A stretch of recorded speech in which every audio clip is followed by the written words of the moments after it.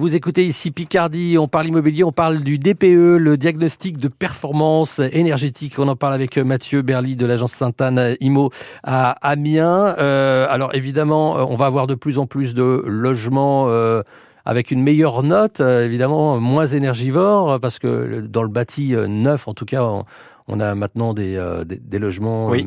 mieux isolés, Oui. basse consommation. Absolument. Et Oui. dans tout ce qui est ancien, on rénove. On rénove petit à petit, ça avance doucement, mais ça avance. C'est ça, effectivement. La cartographie des biens est en train de changer durablement.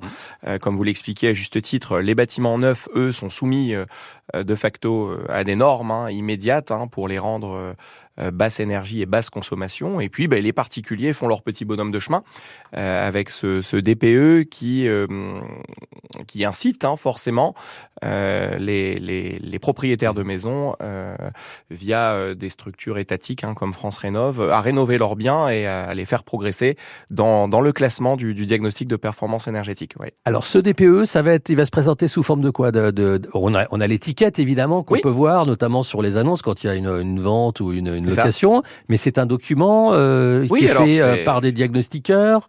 C'est ça, absolument. C'est un document qui peut faire jusqu'à 20 pages.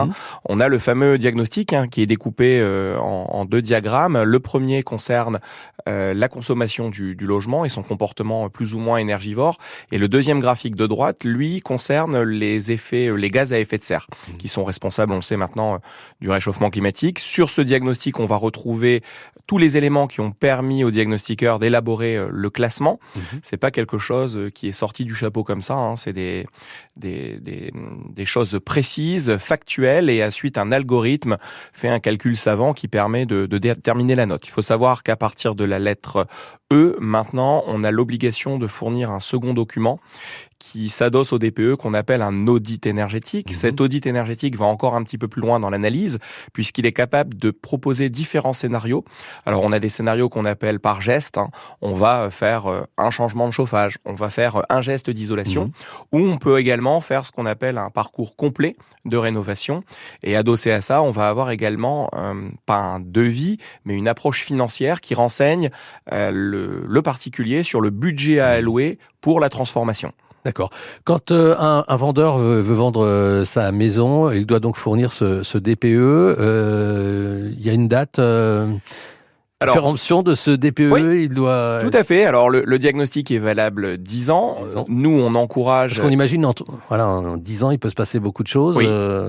Oui, il peut se passer beaucoup de choses. On l'a vu d'ailleurs ces 5 dernières années avec le DPE. Il y a eu plusieurs réformes qui ont été initiées par les syndicats des diagnostiqueurs, qui ont été initiées également par les syndicats des agences immobilières, la FNAIM par exemple. La question, c'est est-ce qu'un acheteur peut exiger un DPE récent pour savoir exactement l'état du logement Effectivement, ça peut arriver. On a des fois, et c'est parfois même dans l'intérêt du vendeur, si le vendeur a en sa possession un diagnostic de performance énergétique qui a 2 ans, mais qui a 6 mois, il a installé un poêle à granules et qu'il a renforcé l'isolation de ses combles perdus, il y a un intérêt de le refaire actualiser. Oui, tout à fait. Qui paye le diagnostic s'il doit être fait?